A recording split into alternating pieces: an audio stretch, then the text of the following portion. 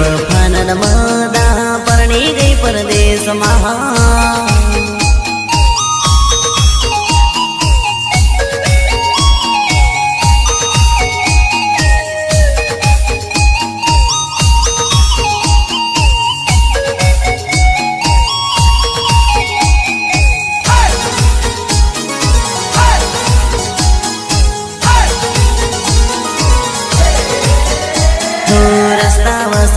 રખડતી sorry જોઈને મને પકડતી ગળે લગાડી રખડતી એના બાપથી એ ફફડતી